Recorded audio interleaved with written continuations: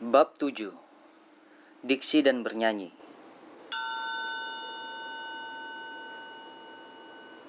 Dalam pergelaran yang akan diadakan malam ini di gedung teater yang terhubung dengan sekolah kami, aku bertugas menangani efek suara. Pada waktu jeda, tak sengaja ku dengar percakapan antara beberapa aktor dan Pak Torsov di sayap panggung.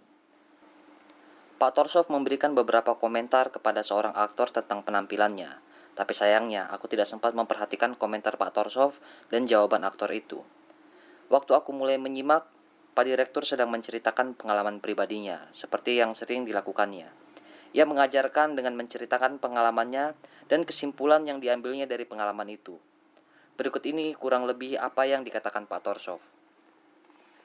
Ketika membaca puisi, saya berusaha berbicara sesederhana mungkin, tanpa kesedihan palsu, efek suara pura-pura atau penekanan yang berlebihan. Saya berusaha tetap memusatkan perhatian pada jiwa puisi itu.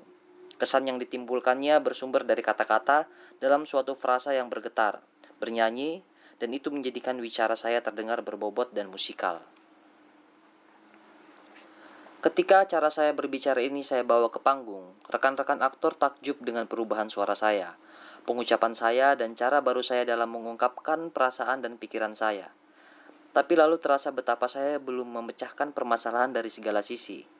Aktor tidak boleh hanya berpuas diri dengan bunyi bicaranya sendiri, melainkan harus pula membuat penonton dapat mendengar dan memahami apa yang patut diperhatikan. Hal itu membutuhkan keterampilan tinggi. Ketika saya berhasil mencapainya, saya sadari apa yang kita sebut rasa kata. Wicara adalah musik. Teks yang harus diucapkan oleh tokoh atau seluruh teks lakon adalah melodi, opera, atau simfoni.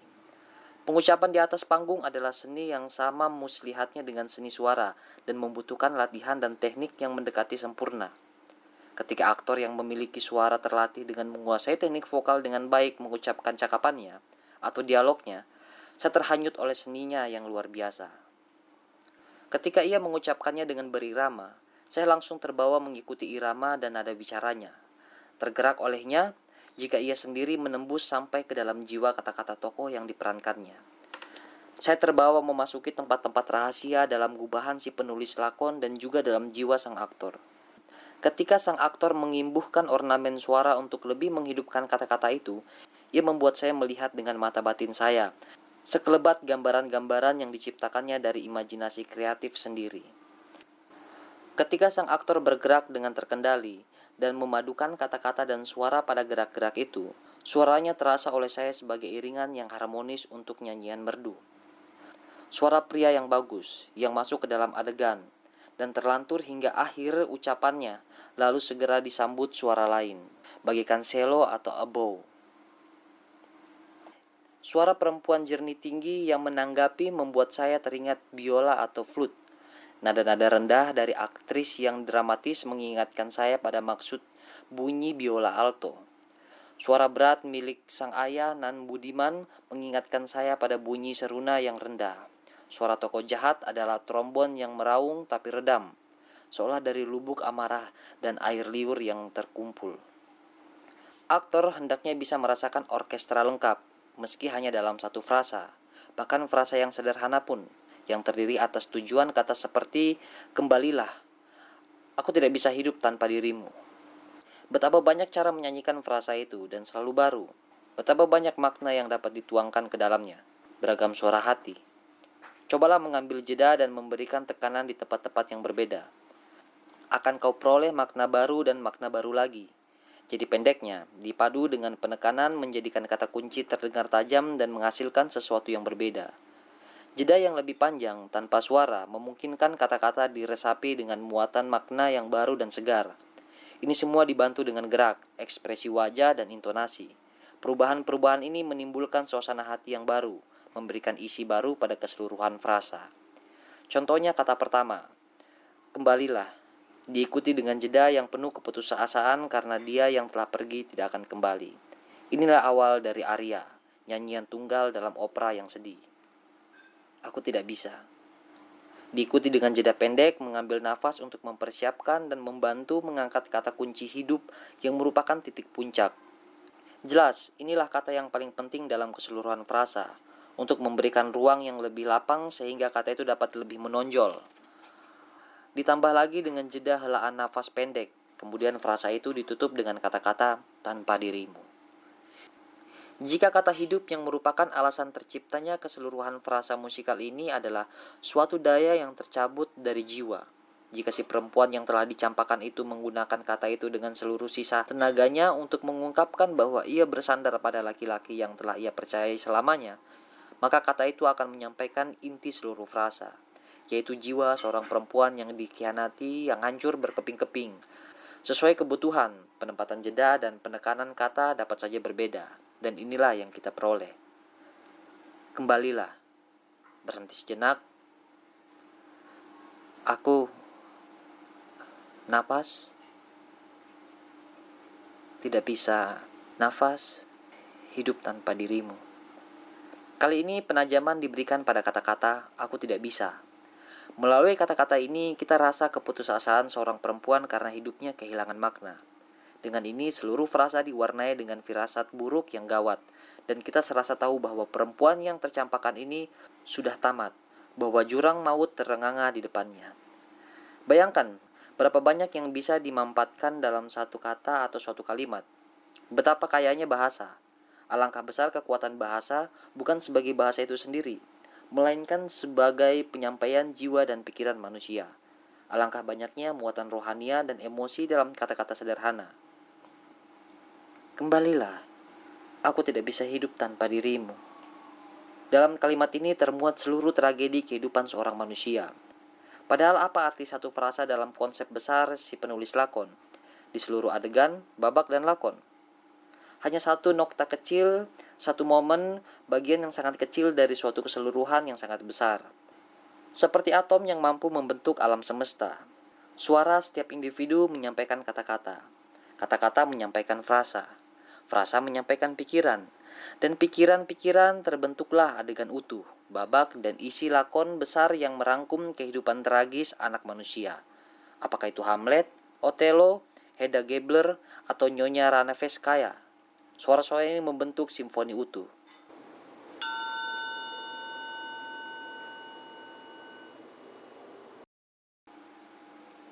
Dua.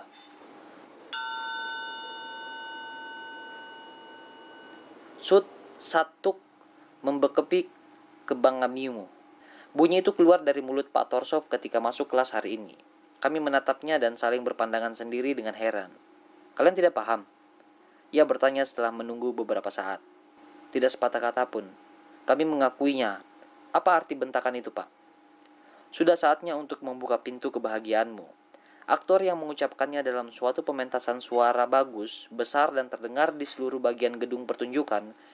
Meski begitu kami tidak dapat memahami perkataannya, seperti juga kalian. Dan kami yang waktu itu nonton juga mengira dia membentak kami. Pak Torsov menjelaskan.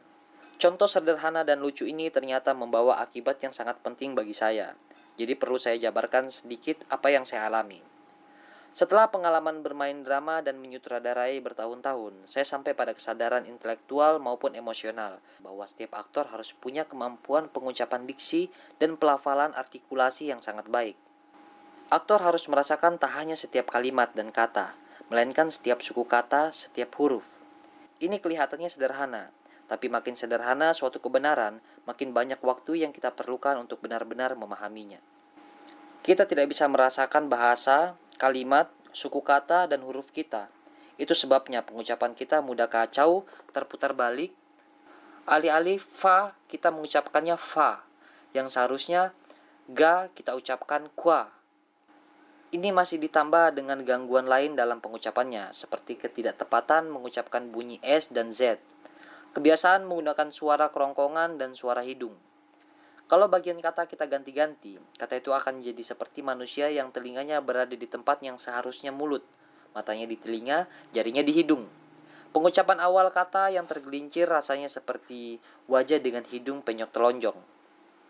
Pengucapan awal kata yang tergelincir rasanya seperti wajah dengan hidung penyok tertonjok. Pengucapan kata yang bagian akhirnya tertelan mengingatkan saya pada manusia tanpa anggota badan.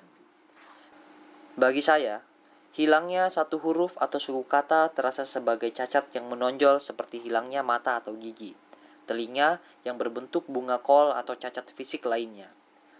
Ketika saya mendengar seseorang karena malas atau kebiasaan buruk mengucapkan kata-kata sebagai kumpulan bunyi yang tidak jelas bentuknya, mau tak mau saya teringat lalat yang tercemplung ke dalam toko berisi madu, atau cuaca musim gugur ketika segala sesuatu mengabur dalam hujan es, kabut, dan lumpur. Kurangnya irama dalam berbicara, sehingga suatu kalimat mulai dengan lambat, tiba-tiba bersih cepat di bagian tengah, lalu mendadak rampung, mengingatkan saya pada cara berjalan orang mabuk dan cara bicara penderita gangguan saraf yang gagap dan meletup-letup. Kalian tentunya pernah membaca buku atau surat kabar yang dicetak sangat jelek, dengan banyak huruf yang hilang dan salah cetak. Tidakkah kalian tersiksa karena harus meluangkan waktu untuk menerka-nerka dan memecahkan teka-teki gara-gara kecerobohan itu? Dan ada bentuk siksaan yang lain. Kalian diminta membaca huruf-huruf yang ditulis dalam gaya mengoles oli di permukaan. Menghadapi tulisan tangan seperti itu, cobalah terka siapa yang meminta kalian melakukan apa, pergi kemana, dan kapan. Terkadang itu mustahil. Yang tertulis adalah kau, B. Apakah orang yang menuliskannya menganggap kalian menyebalkan atau menyenangkan, sahabat atau si pandir? Tidak dapat kalian ketahui. Namun, sebesar apapun kesulitan kita berhadapan dengan buku yang buruk cetakannya maupun tulisan tangan yang jelek, kita masih bisa memahami pemikiran yang ada di balik kata-kata itu, jika kita berusaha keras. Cetakan atau tulisan itu ada di hadapan kita, jadi dapat kita baca dan pelajari berulang sesering yang kita kehendaki sampai teka-tekinya terpecahkan. Tapi apa yang harus kalian lakukan di gedung pertunjukan bila aktor melafalkan naskah dengan cara yang sebanding dengan cetakan buku yang jelek itu? Ketika ada huruf, kata, dan frasa yang hilang, padahal itu semua sering sangat penting dalam susunan dasar lakon yang sedang dimainkan. Kalian tidak bisa mendengarkan ulang kata yang sudah diucapkan. Pergelaran akan berjalan terus sampai klimaksnya. Kalian tak diberikan kesempatan berhenti dan berpikir tentang apa yang tidak kalian mengerti. Pengucapan yang buruk akan menciptakan kesalahpahaman susul-menyusul. Itu akan meruwetkan, mengacaukan, atau bahkan menyembunyikan gagasan, isi, dan juga jalan cerita lakon. Pada awalnya, penonton akan memusatkan pendengaran, perhatian, dan pikiran mereka supaya tidak ketinggalan segala sesuatu yang berlangsung di panggung. Jika tidak dapat mengikuti, mulailah mereka gelisah, ribut, saling berbisik-bisik, dan akhirnya mendehem-dehem batuk-batuk. Kalian menyadari akibat mengerikan dari kata batuk-batuk itu untuk aktor. Penonton yang terdiri atas 1.000 orang yang sudah habis kesabarannya dan sudah kehilangan kontak dengan apa yang terjadi di panggung dapat membatuk-batukan para aktor, lakon yang dibawakan dan seluruh pergelarannya hingga keluar gedung. Maka hancurlah lakon itu dan pergelarannya. Salah satu cara untuk menghindari akhir buruk seperti itu adalah berbicara dengan jernih, indah, dan hidup. Ada satu hal lagi yang kemudian saya pahami. Sementara buruknya cara bicara kita dalam percakapan sehari-hari mungkin setengahnya dimaklumi di lingkungan keluarga.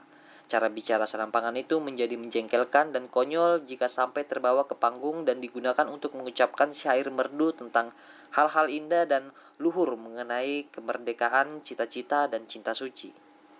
Huruf, suku kata, dan kata tidaklah ditemukan oleh manusia, melainkan terilhamkan pada manusia oleh nalurinya, dorongan di dalam dirinya, oleh dalam diri sendiri, oleh saat dan tempat. Baru setelah saya sadari bahwa huruf hanyalah lambang bunyi yang perlu diolah agar bunyi yang dilambangkannya sungguh-sungguh hadir. Saya lalu mengerti bahwa saya harus mempelajari bentuk-bentuk bunyi itu supaya lebih mampu menyampaikan muatannya. Maka dengan kesadaran penuh dan pentingnya hal ini, saya kembali ke awal abjad dan mulai mempelajari setiap huruf satu persatu. Maka dengan kesadaran penuh akan pentingnya hal ini, saya kembali ke awal abjad dan mulai mempelajari setiap huruf satu persatu. Ternyata lebih mudah bagi saya untuk mulai dengan bunyi hidup atau vokal karena bunyi itu telah dilatihkan dengan baik, ditepatkan dan diperhalus pengucapannya ketika kita bernyanyi.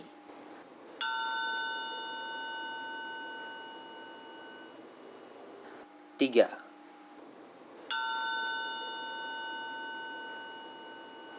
Apa kalian sadar dan merasakan betul bahwa ada perasaan di dalam hati yang lepas ketika kita mengucapkan bunyi A yang jernih? Bunyi A ini terkait erat dengan semacam perasaan terdalam yang berusaha mencari jalan keluar. kemudian dengan mudah terangkat dari tempat yang tersembunyi di dalam sanubari seseorang. Tapi ada bunyi A jenis lain yang tidak jelas, redam, tidak melayang keluar dengan mudah, melainkan tetap tersekap di dalam dan bergaung seram, seolah di gua atau ruang bawah tanah. Ada juga bunyi A yang keluar berputaran seperti bor yang menembus pendengarannya. Bunyi A yang ceria bagaikan roket yang naik mengangkasa sangat berbeda dengan bunyi A yang berat bagaikan besi penindih tenggelam ke dasar lubuk hati kita. Tidakkah kalian sadari bahwa serpi-serpi diri kalian terbawa oleh gelombang-gelombang vokal ini? Itu bukanlah bunyi hidup yang hampa. Bunyi-bunyi ini punya muatan spiritual rohania. Itulah yang saya sadari mengenai bentuk-bentuk bunyi huruf hidup. Berikutnya saya melanjutkan dengan mempelajari konsonan huruf mati. Pengucapan huruf mati ini belum dibetulkan dan dipoles dalam latihan seni suara yang saya peroleh, sehingga usaha saya untuk memperbaikinya ternyata lebih rumit. Dalam bukunya, kata ekspresi S.M. Volkonsky mengatakan, bila huruf hidup adalah sungai dan konsonannya adalah tebing, kita perlu mengokohkan konsonan itu supaya tidak terjadi banjir. Selain fungsinya mengarahkan arus bunyi hidup itu, konsonan juga memiliki sifat bagaikan suara yang bulat dan kuat. Konsonan yang paling bulat dan kuat adalah M, N, L, R, F, N, G, T, H. Ada pula konsonan henti, yaitu B, D, G, W. Dengan bekal ini saya memulai penelitian. Dalam bunyi-bunyi ini, mudah kalian tandai konsonan mana yang nyaris merupakan vokal. Perbedaannya, konsonan tidak terlepas dari mulut kita tanpa hambatan, melainkan di berbagai tempat kita tahan dengan tekanan hingga ada ciri-ciri tertentu. Ketika tekanan yang menghambat akumulasi suara itu buyar, terletuplah bunyi itu. Contohnya huruf B. Udara dan tekanan yang berkumpul dalam mulut kalian ditahan oleh bibir kalian yang terkatup. Itulah yang membentuk karakter bunyinya. Ketika hambatan itu disingkirkan, terjadilah letupan dan bunyi itu pun keluar dengan bebas. Maka memang ada dasar yang benar jika bunyi-bunyi macam itu disebut konsonan henti. Dalam pelafalan B, letupan itu terjadi seketika dan tiba-tiba. Nafas dan suara yang semula terkumpul dan tertahan keluar dengan segera dan pesat. Sedangkan dalam pelafalan konsonan M, N, dan L, proses yang sama terjadi ketika bentuknya dilembutkan, dihaluskan dengan sedikit menunda membuka bibir untuk M, atau saat lidah menyentuh gusi gigi atas untuk N dan L. Ada pula konsonan lain yang tidak memiliki bunyi, tapi dilepaskan. Yang termasuk konsonan lepas semacam ini adalah V dan S. Selain itu, seperti kalian tahu, ada konsonan letup, P, T, K. Bunyi-bunyi ini menghujam cepat, seperti ayunan palu. Tapi bunyi-bunyi ini juga mendorong keluar bunyi hidup yang menempel di belakangnya. Ketika bunyi-bunyi ini dipadu untuk membuat suku kata, dan kalimat, bentuk vokal bunyi-bunyi ini umumnya menjadi lebih luas, sehingga kita dapat menjejalkan lebih banyak muatan ke dalamnya. Lafalkanlah, misalnya dua huruf pertama alfabet, A dan B, secara bersamaan tapi urutannya dibalik. Ya ampun, kataku dalam hati, apakah kami harus belajar abjad dari awal kembali? Kami harus mengalami masa kanak-kanak kami yang kedua, kali ini masa kanak-kanak di bidang kesenian. Ba, ba, ba. Kami mulai dengan serentak seperti sekawanan domba. Coba perhatikan, potong torsov. Bunyi suara saya pasti berbeda, terbuka, jelas, luas. Ba, ba, ba, ba. Suara yang menyampaikan keterkejutan, kegembiraan, sapaan yang berbunga-bunga, sesuatu yang membuat jantung saya berdegup lebih kuat dan ceria. Dengar, ba, ba. Kalian rasakan bagaimana jauh dalam diri saya ada suatu B yang tumbuh dan menggeliat hidup. Kalian rasakan bagaimana bibir saya kewalahan menahan kekuatan bunyi itu. Lalu kalian rasakan bagaimana penghambatan itu didobrak. Dan dari bibir saya bagaikan lengan yang terkembang atau pintu rumah yang membuka dengan ramah. Bagaikan tuan rumah menerima tamu kesayangan. Muncul menyapa kalian suatu bunyi A yang hanya dan murah hati, yang mengungkapkan suatu sukma yang menyambut hangat. Jika harus kalian tuliskan seruna saya itu, kalian harus menulisnya seperti ini. G, M, B, A, A. Tidakkah kalian rasakan dari lontaran ucapan saya itu bahwa sebagian diri saya terlayang ke arah kalian bersamaan dengan bunyi ceria tadi? Dan sekarang dengarkanlah suku kata yang sama, B, A, tapi dengan watak yang sama sekali berbeda. Pak Torsov melafalkan bunyi-bunyi itu dengan cara tertentu, sehingga kedengarannya muram, membosankan dan sedih, ngelangut.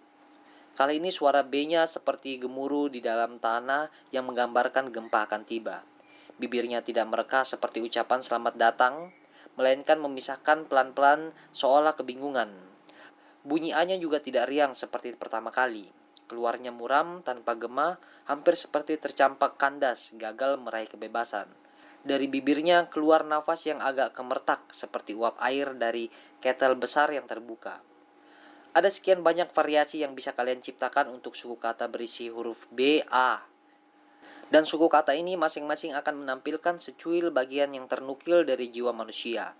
Bunyi dan suku kata seperti ini akan hidup di panggung, sedangkan bunyi dan suku kata yang pelafalannya ceroboh, loyo, dan mekanis, ibarat mayat yang memancing gambaran tentang kuburan, bukan kehidupan. Sekarang kembangkan suku kata itu menjadi 3 huruf. Bar, ban, bat, bak. Setiap huruf tambahan akan mengubah suasana bunyi. Tiap konsonan baru menarik serpihan diri kita dari sesuatu tempat tersembunyi dalam relung-relung batin kita.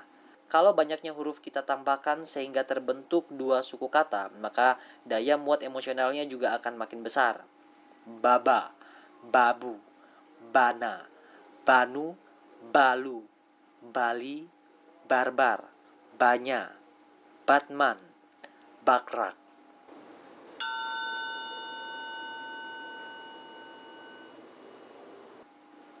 4. Kami mengulangi bunyi-bunyi yang kami coba pada akhir pelajaran Pak Torsov yang lalu. Selanjutnya mulai menciptakan bunyi-bunyi kami sendiri. Ini mungkin pertama kali dalam hidupku bahwa aku benar-benar menyimak bunyi huruf-huruf. Aku memahami betapa tidak sempurnanya bunyi-bunyi itu terucap dari mulut kami dan betapa utuh kedengarannya jika Pak Torsov yang melafalkannya. Ia seperti menikmati benar aroma setiap suku kata dan bunyi. Seluruh ruang menjadi penuh dengan beragam bunyi, berbelitan, saling mengacau, tapi suara kami tetap tidak beresonansi meskipun kami sudah berusaha sepenuh semangat. Sangat berbeda dengan bunyi vokal kami yang menguak-nguak dan bunyi konsonan kami yang seperti gonggongan. Bunyi vokal Pak Torsov terdengar seperti nyanyian dan konsonannya utuh dan mantap. Bunyi pelafalan beliau terdengar begitu cerah, bulat, dan menggetarkan seluruh ruang. Alangkah sederhana sekaligus sulitnya soal ini, pikirku. Semakin sederhana dan semakin alami, rasanya justru semakin sukar. Aku memandang wajah Pak Torsov. Wajah itu berseri-seri seperti wajah seorang yang merasakan bahwa bunyi ternyata enak dan menyenangkan, serta menikmati keindahannya. Kemudian aku berpaling ke arah rekan-rekanku sesama siswa, dan aku tergelak melihat raut muka mereka yang muram, ngotot, nyaris nyeringai konyol. Bunyi yang dihasilkan Pak Torsov menyenangkan bagi dirinya sendiri maupun kami yang mendengarnya. Sementara bunyi-bunyi yang kasar dan menyakitkan kuping yang kami paksa keluar hanyalah menyiksa kami sendiri maupun yang mendengarkan kami. Sekarang Pak Torsov benar-benar merajalela menikmati kegemarannya. Ia bersenang-senang mengucapkan berbagai susunan kata yang ia gabung-gabungkan menjadi kata-kata yang sudah kami kenal baik atau yang ia buat saat itu juga. Ia membuat kalimat dari kata-kata itu mengucapkan semacam monolog. Kemudian kembali mengucapkan bunyi-bunyi dan suku kata satu persatu, lalu merangkai-rangkai lagi menjadi kata-kata. Ketika Pak Torsov sedang menikmati bunyi-bunyi yang diucapkannya itu, pandangan mataku tak lepas dari bibirnya. Aku jadi ingat klep alat musik tiup yang diatur demikian rapi sehingga ketika klep itu membuka atau menutup, tidak ada tiupan udara yang lolos atau salah arah. Karena susunan bentuk dengan ketepatan perhitungan matematis inilah bunyi yang dihasilkan sangat akurat dan bersih. Dengan alat-alat bicara yang sempurna itulah, seperti yang telah dimiliki Pak Torsov berkat latihan, artikulasi bibirnya berlangsung dengan sangat ringan serta dengan kecepatan dan ketepatan mengagumkan. Aku tidak seperti itu. Bibirku, seperti klep instrumen tiup murahan yang jelek bikinannya, sama sekali tidak mantap. Udara bocor dari klep ini. Pemasangannya pun tidak pas. Akibatnya konsonan yang kuucapkan tidak sejernih dan sebersih yang seharusnya. Artikulasi bibirku buruk dan sangat jauh di bawah taraf virtuositas, jauh dari sempurna, sehingga hanya untuk berbicara cepat pun tidak mampu. Suku kata maupun kata bertumburan, rontok dan timpah menimpa seperti tebing sungai yang longsor. Ini gara-gara bunyi hidup atau vokal, terus-menerus membanjiri sedangkan lidahku terkait-kait. Penyanyi masyhur sekaligus pelatih vokal, Paulina Viardot, kata Pak Torsov, selalu menyuruh murid-muridnya menggunakan bagian depan bibir ketika bernyanyi. Maka bekerja keraslah memperbaiki artikulasi bibir, lidah, dan semua bagian yang ikut menghasilkan konsonan yang jernih dan bagus bentuknya. Saya tidak akan menyampaikan rinciannya. Untuk yang satu ini akan ada latihan penubian atau drill buat kalian.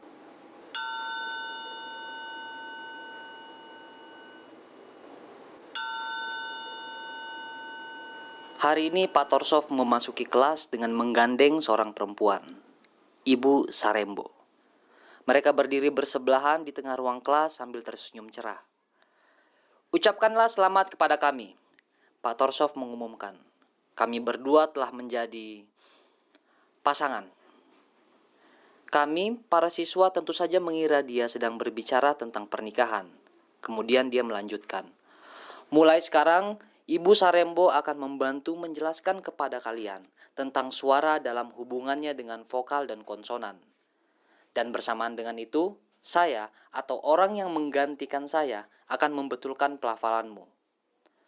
Untuk soal bunyi hidup, saya tidak perlu campur tangan karena bernyanyi atau seni suara tentu akan bisa membereskannya. Tapi konsonan, bunyi huruf mati harus lebih diperhatikan dalam bernyanyi maupun berbicara. Sayangnya, ada vokalis yang kurang memperhatikan kata-kata umumnya maupun konsonan khususnya. Ada juga pengajar diksi yang tidak memahami dengan jelas soal produksi nada. Akibatnya, para penyanyi sering melanjutkan bunyi hidup dengan baik dan benar, tapi bunyi konsonannya tidak. Sedangkan hal yang berkebalikan berlaku untuk produk guru diksi. Pengucapan konsonan terlalu ditajamkan, sedangkan pengucapan vokal lemah. Dalam situasi begini, pelajaran bernyanyi dan pengucapan dapat bermanfaat sekaligus merugikan. Situasi ini tidak normal dan biang keladinya seringkali memang prasangka yang patut disesalkan. Pada kenyataannya, kerja pemosisian suara terutama adalah memperbaiki pernapasan dan vibrasi not-not yang ditahan atau diperpanjang. Sering dinyatakan bahwa yang bisa ditahan atau diperpanjang itu hanya vokal. Tapi bukankah beberapa konsonan juga memiliki ciri atau sifat demikian? Jadi konsonan ini juga perlu dibina supaya menjadi hidup seperti halnya vokal. Coba alangkah bagus kalau sang pelatih seni suara juga mengajarkan tentang diksi, dan pelatihan diksi mengajarkan bernyanyi. Tapi karena ini tidak mungkin, lebih baik bila spesialis di kedua bidang ini bekerja sama. Jadi Ibu Zarembo dan saya memutuskan untuk berpasangan dan membuat eksperimen. Saya tidak mau bertentang, saya tidak mau ber, saya Saya tidak mau bertenggang rasa terhadap intonasi, deklamasi, teatrikal yang bisa kita lihat itu. Saya tidak mau berten, saya tidak mau berten, saya tidak mau bertenggang rasa terhadap intonasi, deklarasi teater yang bisa kita lihat itu.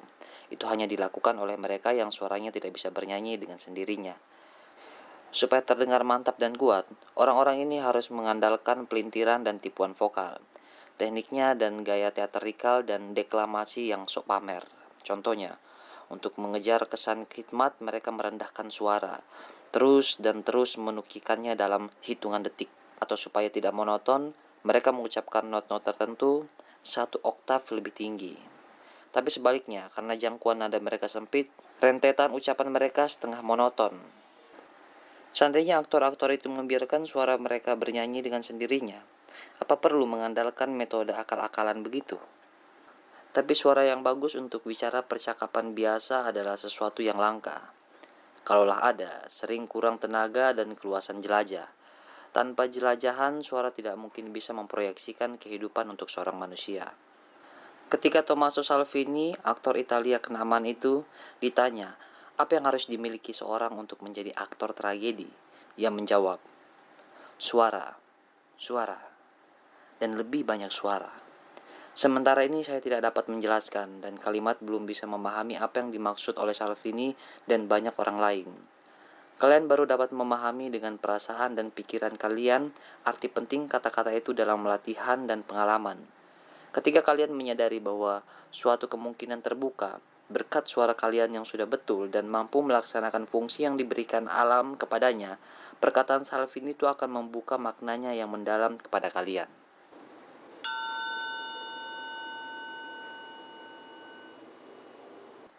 6.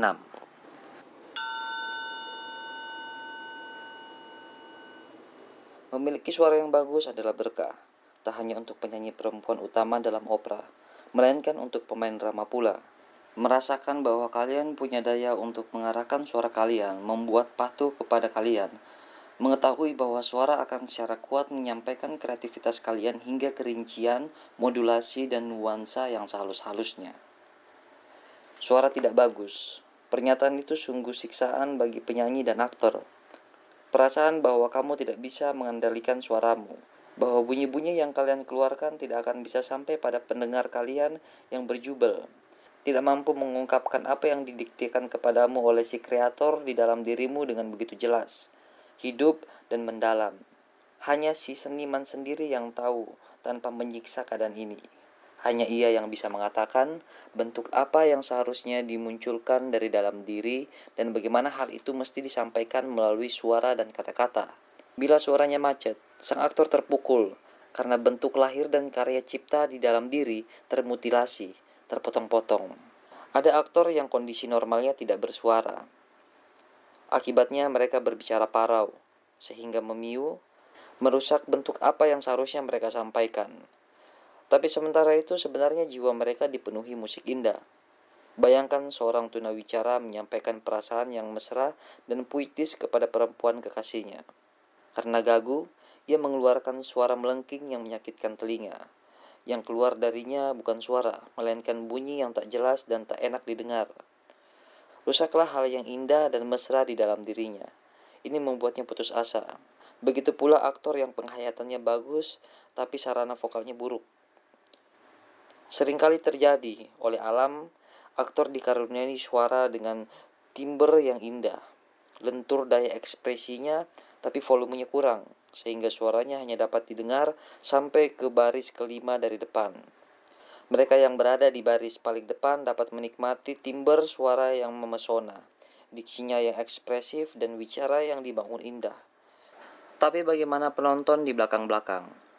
Mereka akan mulai melanda kebosanan dan mulai mendehem. Tak ada yang dapat mendengar sesuatu pun dan sang aktor nyaris tidak meneruskan permainan. Ia harus memaksakan suara yang indah itu, dan tindak kekerasan ini tidak saja merusak suara, pelafalan dan diksinya, melainkan pengalaman emosional peran yang dibawakannya pula. Pikirkan pula suara aktor yang bisa didengar di seluruh penjuru gedung pertunjukan untuk nada tertinggi ataupun terendah dalam jelajah suaranya, tapi tidak untuk nada menengah. Beberapa dari mereka mencoba meninggikan suara sampai tercekik dan memecit.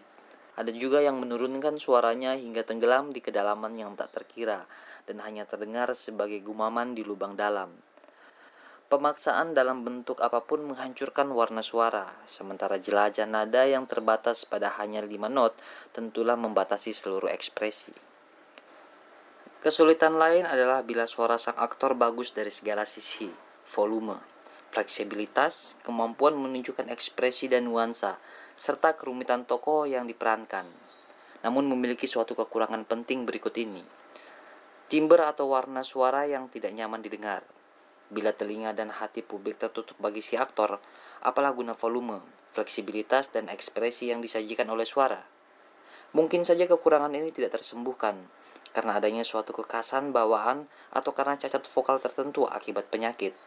Tapi yang paling sering terjadi adalah cacat-cacat itu dapat diperbaiki dengan memosisikan suara dengan tepat, menghilangkan tekanan, ketegangan, pemaksaan, cara bernafas, dan artikulasi bibir yang salah.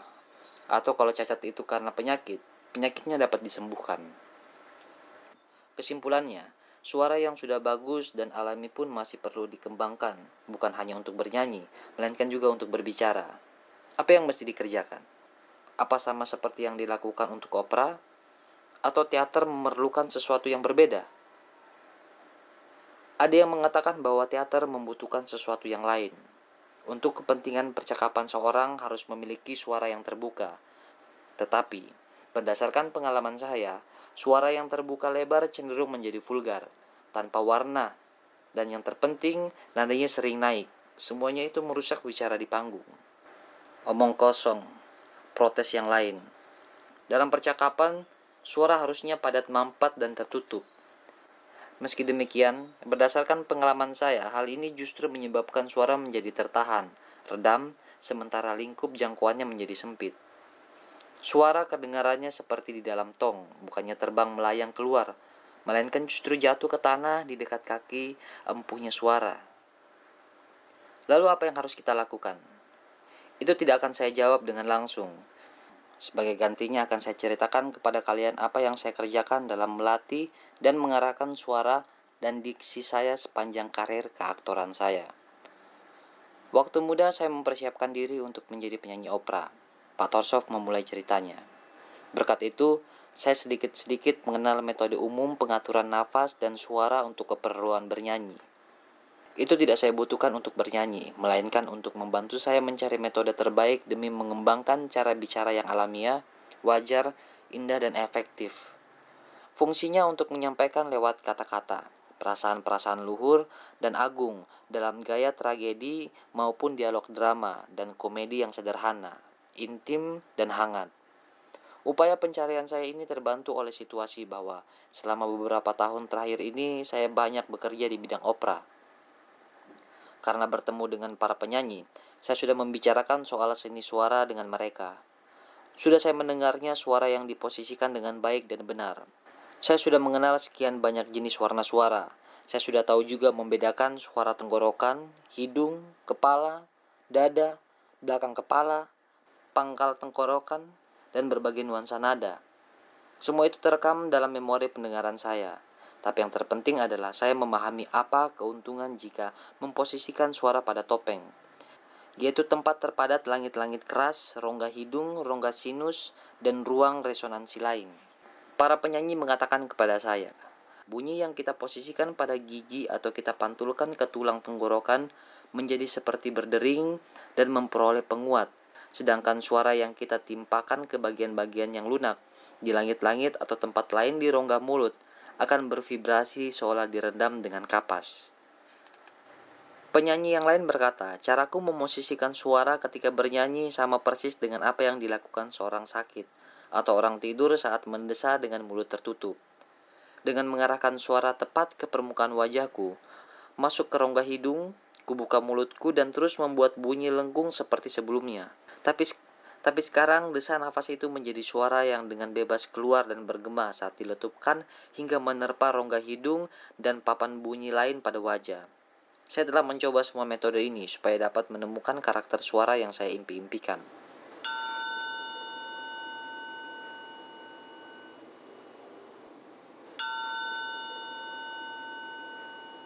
Ada pula kejadian-kejadian kebetulan yang membantu saya. Misalnya, pertemanan saya dengan seorang penyanyi tenar Italia ketika saya tinggal di luar negeri. Suatu hari dia merasakan suaranya tidak senyaring yang seharusnya, dan dia cemas tidak akan bisa bernyanyi di konser malam harinya. Ia merengek meminta saya menemani dia untuk memberitahu dia bagaimana caranya berakting kalau keadaan menjadi rawan nanti. Tangannya sedingin es, wajahnya pucat. Ia bingung saat menginjakkan kaki di panggung dan mulai menyanyi dengan bagus. Seusai nomor pertama, ia berjalan ke sayap panggung dan mengungkapkan kegembiraan dengan bernyanyi sangat lirih. Sampai, sampai, sampai, sampai, sampai, sampai. Apa yang sampai? Tanya saya keheranan. Not itu, katanya berulang-ulang sambil mengambil partitur untuk nomor selanjutnya. Sampai di mana? Saya masih tidak bisa mengerti. Sampai di sini, kata penyanyi itu menunjuk wajahnya, hidung dan bibirnya. Pada kejadian lain, saya kebetulan hadir pada suatu konser oleh para siswa dari seorang guru seni suara terkenal dan duduk di sebelah guru perempuan itu. Ia memberikan saya kesempatan menyaksikan ketegangan dari dekat. Ibu tua itu terus-menerus mencengkram lengan saya, atau dengan gugup menyodok saya dengan siku atau lututnya setiap kali salah satu murid melakukan kesalahan. Sementara itu dia terus mengulang kata-kata, hilang, Atau dengan gembira berbisik, kembali, kembali lagi. Apa yang hilang? Tanya saya kebingungan. Notnya hilang ke belakang kepalanya. Ia berbisik ke telinga saya dengan suara ketakutan. Atau di saat lain, dia mengatakan berulang-ulang dengan gembira. Kembali. Sudah kembali mulutnya. Yang dimaksud adalah bagian depan wajah muridnya, topeng itu. Saya ingat dua kejadian ini dan kata-kata kembali. Kembali lagi. Ke dalam topeng. Ke bagian belakang kepalanya. Dan saya mencoba memahami mengapa sangat menakutkan bagi penyanyi ketika not menghilang ke bagian kepala belakangnya. Atau mengapa begitu mengembirakan ketika not itu kembali muncul menerpa wajahnya. Untuk menemukan jawabannya, saya harus mempelajari cara bernyanyi dan mencobanya sendiri. Tapi karena takut mengganggu orang lain yang tinggal serumah, saya berlatih dengan suara rendah dan mulut tertutup. Untuk keperluan saya, cara ini membuahkan hasil banyak.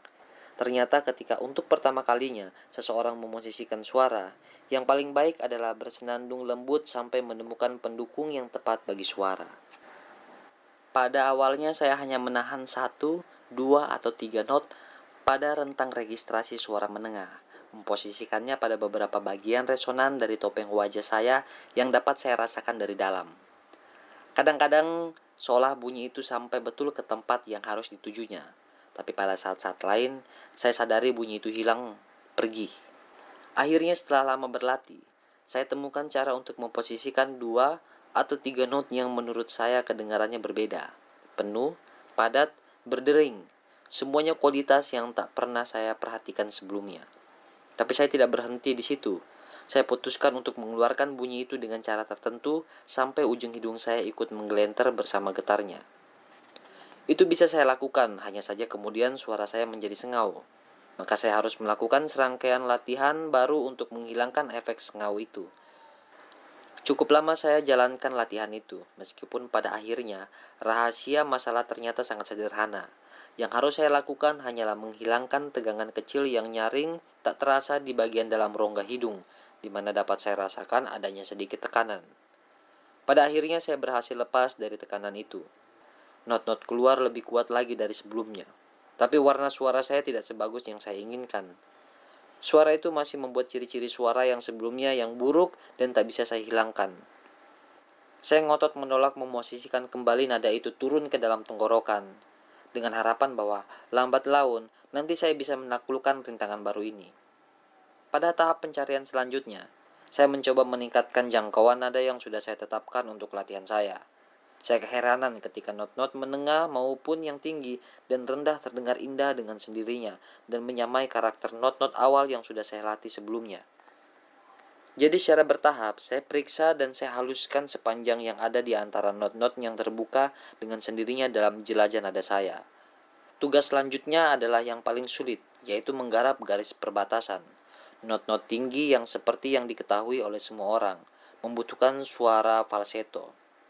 Bila kalian mencari sesuatu, jangan hanya nongkrong-nongkrong di tepi pantai dan berharap apa yang kalian cari datang menghampiri. Kalian harus mencarinya, cari dengan keras kepala. Itu sebabnya saya gunakan waktu-waktu senggang saya di rumah untuk melenggu, merasakan resonansi baru dan titik-titik pendukung yang baru, terus-menerus menyesuaikan diri saya terhadapnya. Dalam masa pencarian, saya tidak sengaja saya ketahui bahwa kapanpun saya mencoba membawa suara ke depan, yaitu ke topeng wajah saya mendorong kepala saya ke muka, sedangkan dagu saya turunkan. Posisi ini memungkinkan terlepasnya suara sejauh mungkin ke muka. Banyak penyanyi yang mengetahui metode ini dan menyetujuinya. Dengan cara ini saya melatih seluruh jelajah tangga nada tinggi. Pada awalnya, saya lakukan dengan mulut terkatup. Not-not itu saya lengkuhkan, tanpa membuka mulut, tanpa mengeluarkan bunyi yang sebenarnya. Not-not itu saya lengguhkan, tanpa membuka mulut, tanpa mengeluarkan bunyi yang sebenarnya. Musim semi tiba. Keluarga saya pergi ke pedesaan dan saya tetap tinggal di apartemen. Keadaan ini memungkinkan saya melatih lengkuhan saya dengan mulut terbuka maupun tertutup. Pada hari pertama setelah keluarga saya pergi, saya pulang dari makan malam, lalu merentangkan badan di sofa seperti biasa, dan mulai melenggu, seperti yang biasa saya lakukan. Untuk pertama kalinya, setelah rentan waktu setahun penuh, saya mengambil resiko membuka mulut saya menyuarakan suara not yang telah saya posisikan dengan baik dalam keadaan mulut tertutup. Alangkah takjubnya saya ketika tiba-tiba, sama sekali tidak terduga, dari hidung dan mulut saya terlayang suatu nada yang sudah matang terperam, yang belum pernah saya dengar dan sudah sejak lama saya impikan. Nada yang saya dengar dari para penyanyi dan sudah lama saya usahakan untuk dapat saya hasilkan sendiri. Waktu saya keraskan suara saya, nada itu menjadi lebih kuat dan berbobot. Tidak pernah saya ketahui bahwa saya mampu menghasilkan nada semacam itu. Rasanya seolah telah menjadi mujizat dalam diri saya. Saya begitu terbawa perasaan sampai saya bernyanyi sepanjang malam, dan suara saya bukannya melemah, melainkan membaik terus. Sebelum saya melakukan latihan yang sistematis itu, saya akan menjadi serak karena bernyanyi keras-keras dan lama. Sekarang sangat berbeda. Hal itu agaknya malah bermanfaat untuk membersihkan kerongkongan saya. Ada lagi kejutan yang menyenangkan. Saya dapat mencapai not-not yang semula tidak pernah terjangkau oleh suara saya. Ada warna baru dalam suara. Warna suara lain yang saya rasakan lebih baik, lebih halus, lebih empuk daripada sebelumnya. Bagaimana semua ini terjadi dengan sendirinya? Jelaslah bahwa dengan bantuan suara lengguhan bernada rendah itu, terbuka kemungkinan untuk tak hanya mengembangkan nada, melainkan juga meratakan semua bunyi vokal. Ini sangat penting. Dengan pembenahan posisi suara yang saya kembangkan itu, bunyi-bunyi vokal yang terbuka semuanya diarahkan ke tempat yang sama, yaitu langit-langit keras, tepat di atas akar-akar gigi. Dan dari situ bunyi-bunyi tadi menggetar dalam rongga hidung di ujung depan topeng wajah. Pengujian-pengujian berikutnya membuktikan bahwa semakin suara meninggi, memasuki wilayah not-not falsetto, sementara titik pendukung letaknya semakin ke depan dengan rongga hidung.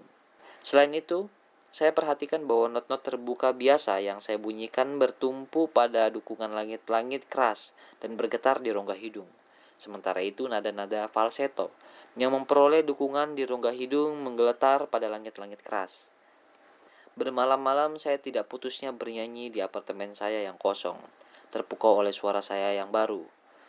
Tapi tidak lama kemudian rasa puas diri saya itu sirna.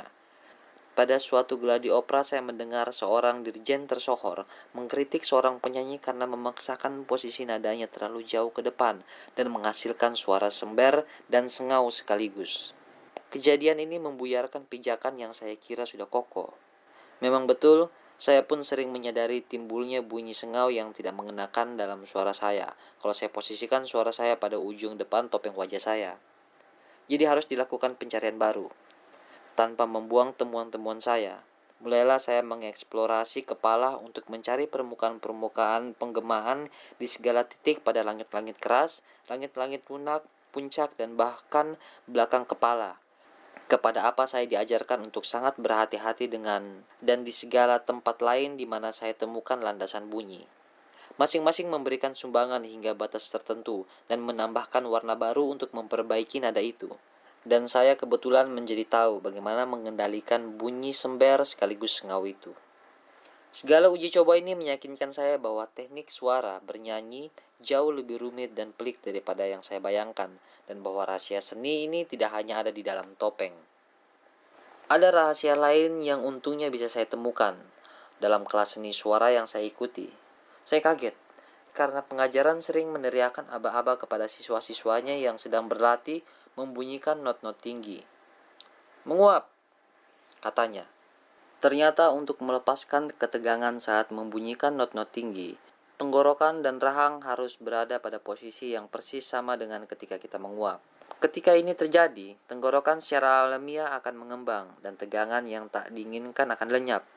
Berkat ini rahasia not-not tinggi saya terpecahkan, tekanannya terlonggarkan, dan not-not tinggi itu menjadi nada yang berdering-nyaring. Ini membuat saya sangat bahagia.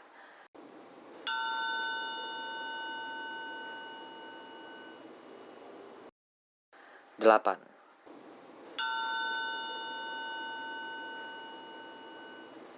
Pada pelajaran berikutnya, Pak Torsov meneruskan kisah pencariannya. Sebagai rahasia dari berbagai usaha itu, saya berhasil memperoleh suara dengan pemosisian yang baik dan benar untuk bunyi vokal. Saya dapat menyuarakan bunyi-bunyi vokal itu, dan suara saya kedengarannya rata, kuat, dan bulat pada semua register. Dari situ saya mulai menyanyikan lagu, tapi saya terkejut mendapati lagu yang saya nyanyikan berubah menjadi latihan bunyi vokal, karena yang saya nyanyikan dengan betul hanya bunyi hidupnya atau vokalnya. Konsonan bukan hanya tidak terbunyikan, melainkan juga menghambat nyanyian saya dengan bunyi gemeretaknya yang kering. Saat itulah saya ingat Amsal S.M. Volkonsky bahwa vokal adalah sungai, sedangkan konsonan tebingnya. Itu sebabnya nyanyian saya dengan konsonan yang tidak kukuh itu bagaikan sungai tanpa tebing, meluap membanjiri rawa yang menghisap dan menenggelamkan kata-kata. Setelah itu, perhatian saya pusatkan hanya pada konsonan. Saya perhatikan bagaimana orang lain dan saya sendiri menangani konsonan. Saya simak para penyanyi dalam opera dan konser. Apa yang saya catat? Rupanya bahwa yang terbaik dari mereka pun mengalami apa yang saya alami. Arya-arya dan lagu-lagu yang mereka bawakan dapat berubah menjadi sekedar penyuaraan vokal karena lumpuhnya konsonan yang terucap secara tidak penuh atau dengan ceroboh. Saya sadari dengan sejelas-jelasnya apa masalah saya setelah mendengar bahwa suara seorang penyanyi bariton terkenal Italia terdengar lemah ketika ia berlatih menyuarakan bunyi vokalnya. Baru setelah ia menambahkan konsonan, volumenya meningkat 10 kali lipat. Saya mencoba membuktikannya lewat pengalaman saya sendiri, tapi untuk waktu yang lama, hasil yang diharapkan tidak juga tercapai. Lebih dari itu, percobaan itu meyakinkan saya bahwa konsonan, ketika terpisah maupun tergabung dengan vokal, tidak memiliki nada sendiri. Ini menyebabkan saya harus bekerja keras untuk menyembunyikan setiap huruf secara penuh. Saya lewatkan malam-malam saya untuk melatih berbagai macam bunyi atau menyanyikannya. Itu pun saya masih belum sukses untuk semua bunyi, terutama bunyi desis dan bunyi raungan. Jelaslah saya punya cacat-cacat bawaan lahir dalam hal ini, dan saya harus menyesuaikan diri. Hal pertama yang harus dipelajari adalah posisi mulut, bibir, dan lidah yang betul untuk menciptakan bunyi konsonan secara benar. Untuk kepentingan ini, saya dapat bantuan dari salah satu murid saya yang memiliki diksi alamiah yang sangat bagus. Orangnya ternyata sangat sabar. Ini memungkinkan saya memperhatikan mulutnya berjam-jam berturut-turut, mencatat apa yang ia lakukan dengan bibir dan lidahnya ketika ia menyuarakan bunyi-bunyi vokal yang saya ketahui tidak betul. Tentu saja saya menyadari bahwa tidak dua orang pun berbicara dengan cara yang persis sama. Masing-masing harus menyesuaikan cara bicara dengan hal-hal khas yang merupakan bawaan lahirnya. Meski demikian, saya memang mencoba menerapkan apa yang saya catat dari cara bicara siswa saya yang sabar itu pada pelafalan saya sendiri. Tapi kesabaran ada batasnya. Siswa itu mengajukan berbagai alasan untuk tidak datang menemui saya lagi. Ini memaksa saya berlatih kepada seorang pengajar diksi yang berpengalaman. Berkat pengarahan siapa saya membuat kemajuan baru. Belum sempat saya nikmati kesuksesan saya itu, lagi-lagi saya kecewa. Murid-murid opera yang berlatih bersama saya mendapat kritik pedas dari penyanyi dan musisi lain. Menurut mereka, dengan penekanan yang diberikan pada konsonan, tiap konsonan lalu diucapkan seolah-olah sebagai beberapa konsonan. Itu memang benar, alhasil pembunyian konsonan terpisahkan dari vokal, dan seluruh pengucapan menjadi absurd. Waktu itu saya terlalu tenggelam dalam seni suara sampai lupa pada tujuan utama pencarian saya, yaitu wicara, menyampaikan cakapan di panggung. Setelah mengingat kembali apa yang saya cari, saya coba berbicara dengan cara yang saya pelajari untuk bernyanyi. Saya terkejut ketika ternyata suara saya menggelincir ke bagian belakang kepala dan saya sungguh-sungguh tidak dapat menariknya ke muka, ke topeng saya. Waktu ketika saya coba memakai topeng itu dalam berbicara, wicara saya menjadi tidak wajar. Apa ini artinya? Saya terus bertanya-tanya bingung dalam hati. Jelas, orang tidak boleh berbicara seperti ketika ia bernyanyi. Tak heran para penyanyi profesional selalu berusaha bernyanyi dengan cara yang berbeda dengan ketika berbicara. Pertanyaan-pertanyaan saya tentang hal ini menyingkapkan fakta bahwa banyak vokalis melakukan hal ini supaya warna suara dari nada bernyanyi mereka tidak haus karena digunakan untuk percakapan sehari-hari. Tapi untuk kita para aktor, saya putuskan bahwa itu tindakan berjaga-jaga yang tak pada tempatnya. Alasannya, tujuan kita berlatih seni suara adalah supaya kita dapat berbicara dengan warna suara tertentu. Alasannya, tujuan kita berlatih seni suara adalah supaya kita dapat berbicara dengan warna suara tertentu. Saya berusaha keras mencari jawaban pertanyaan ini ketika seorang aktor tenar dari luar negeri yang dipuji karena diksinya dan pengaruh suaranya atas emosi berkata kepada saya, "Kalau suara kita sudah terposisikan dengan baik dan benar, mestinya kita berbicara persis seperti kita sedang bernyanyi." Sejak itu, eksperimen saya menemukan arah yang pasti dan maju pesat. Latihan bernyanyi saya selang-seling dengan wicara. Saya bernyanyi 15 menit, lalu berbicara sekian lama juga. Bernyanyi lagi dan berbicara lagi. Saya teruskan latihan ini sampai lama tanpa hasil yang diharapkan. Ini tidak mengejutkan. Demikian kesimpulan saya, karena apa sih pengaruh berbicara dengan baik dan benar selama beberapa jam ini dibandingkan dengan sekian banyak jam bicara dalam cara yang salah? Berbicara dengan benar harus saya lakukan terus-menerus. Saya jadikan kebiasaan. Saya masukkan ke dalam kehidupan saya sendiri. Saya jadikan watak kedua saya. Kalian mendapat pelajaran seni suara bukan sebagai latihan untuk memposisikan suara kalian dengan benar hanya pada saat jam pelajaran. Selama di dalam kelas, kalian mempelajari hal-hal yang mula-mula dilatihkan dengan pengawasan pelatihan yang berpengalaman. Kemudian kalian lakukan secara mandiri di rumah dan dimanapun kalian berada selepas sekolah. Sampai metode baru ini benar-benar masuk, jangan kalian memandangnya sudah menyatu dalam diri. Kita harus terus-menerus waspada untuk menjaga agar kita berbicara dengan benar dan indah sepanjang waktu, di dalam maupun di luar gedung pertunjukan. Hanya dengan begitulah kita dapat menjadikannya watak kedua kita, sehingga perhatian kita tidak usah terganggu oleh pemikiran tentang diksi saat hendak melangkah ke panggung. Jika seorang yang memainkan Hamlet ketika memasuki adegannya harus mengingat-ingat kelemahan suara dan wicaranya, sangat tipis kemungkinan bahwa ia akan bisa melaksanakan kerja kreatifnya yang pokok. Oleh sebab itu saya anjurkan agar kalian melengkapi sekali dan untuk selamanya persyaratan dasar diksi dan bunyi. Sedangkan seni wicara yang rumit dan pelik itu, dengan apa kalian akan mampu menyampaikan nuansa-nuansa pikiran dan perasaan yang tak terhindar secara terampil dan indah, adalah suatu yang harus kalian garap dan kembangkan seumur hidup. Seperti yang sudah kalian lihat, saya masih melanjutkan pencarian saya, lama setelah masa-masa menjadi murid berakhir. Semua ini tidak saya capai dengan gampang, tapi saya kerjakan sebanyak mungkin yang bisa saya kerjakan selama perhatian saya masih terpancang di sini. Ada masa-masa ketika saya memperhatikan suara saya sepanjang waktu. Saya jadikan hari-hari saya masa belajar yang berlangsung terus-menerus, dan dengan cara itu saya dapat menghilangkan kebiasaan berbicara salah.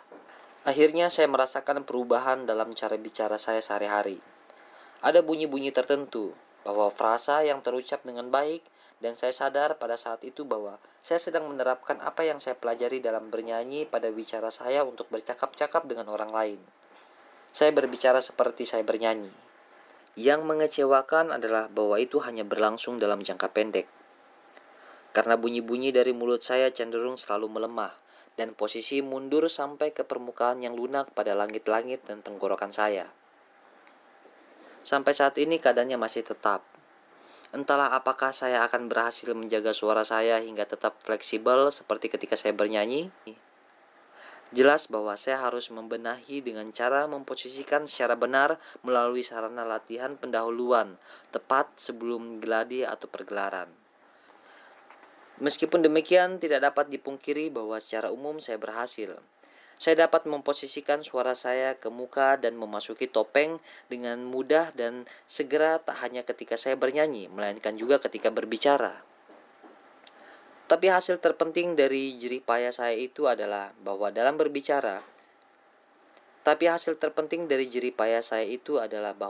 berbicara, saya dapat mewujudkan garis bunyi tak terputus-putus yang sama dengan yang saya kembangkan dalam bernyanyi, yang tampaknya mustahil ada seni kata-kata yang sesungguh-sungguhnya.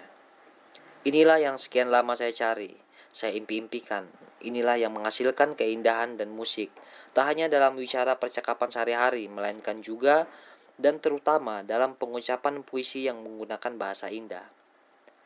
Saya telah belajar dari pengalaman saya sendiri bahwa alur garis yang tak terputus-putus itu hanya tercipta bila bunyi vokal dan bunyi konsonan dengan sendirinya berdering nyaring seperti yang terjadi ketika saya bernyanyi.